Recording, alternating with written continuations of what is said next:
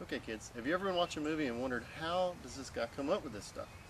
Well, most likely he or she just observed something around them in nature, in the world around them on the street, and they got to checking it out, reading about it, learning more about it, and then they used their brain to come up with this really neat storyline to turn it into a great movie, which is most likely based on a great book.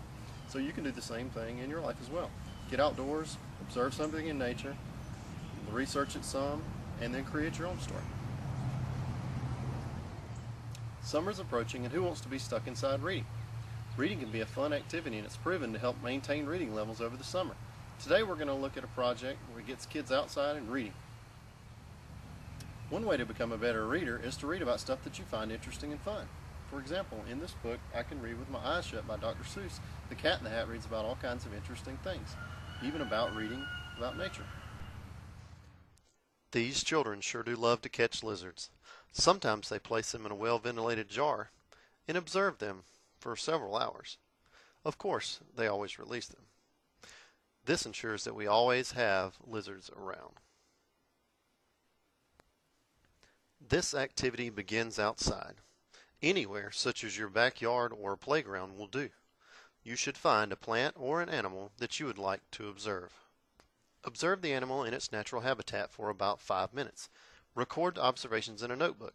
Scientists call this a field journal, where you keep your observations about nature. Observing the world around you requires you to ask questions and make connections that will help you become better readers and writers. Older students can write down their observations, and younger students can draw pictures. When you're finished observing the animal, you can take a picture. Remember to turn the flash off though, because this could disturb the animal. The picture can then be developed and added to your field journal. After observing the animal, you may have some questions like, what does it eat? Or how does it change colors? Now it's time to do a little research. Make sure that you never leave important questions unanswered. Books help us to find these answers and to learn more about the topics we are interested in. A book can help you find the answers to all of the many questions that you may have about lizards. You can find a large selection of books on lizards at your local library. At the library, you will need to locate books on lizards. You can do this by getting on the computer and searching the OPAC or asking for help. Try to find a book that is both interesting and age appropriate. After you have learned what you wanted to know about lizards, reading a fiction book about lizards could be a fun activity.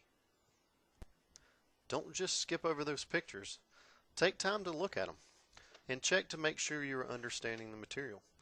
One way to make sure of this is to have an adult ask you questions afterwards. When you get home, find a quiet place where you can go and read. Ask an adult to read with you. It is important to take time to read with your child. This models the reading strategies for your child. Once you've found the books that you need, you can check them out. And now you're ready to go home and start learning about lizards. To complete your nature activity, write your own book about lizards. This can be a fun activity. Have an adult help you organize your thoughts and ideas and add details to your writing. You could start by writing a statement on each page and including a picture. There are several ways that you can choose to publish your story. You can use pencil and paper or computer software. If you choose to use paper and pencil, you can draw pictures or cut pictures out of a magazine. If you choose to use computer software, you can use clip art or digital photos. Use whichever method you prefer. Once your child has finished their book, make sure you take the time to read it together as a family. Praise them for all of the hard work that they've done.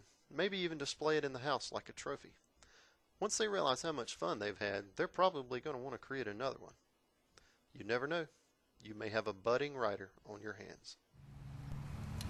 This reading and writing activity is a great way for families to work together and for parents to get involved in their child's reading growth. So don't let those summer days fly by. So now that you know how to make reading more engaging, plan a trip outside to explore the world around you. There are lots of things that you can read and write about. Remember kids, reading is the basis for all academic skills, so find something you're interested in this summer and read about it.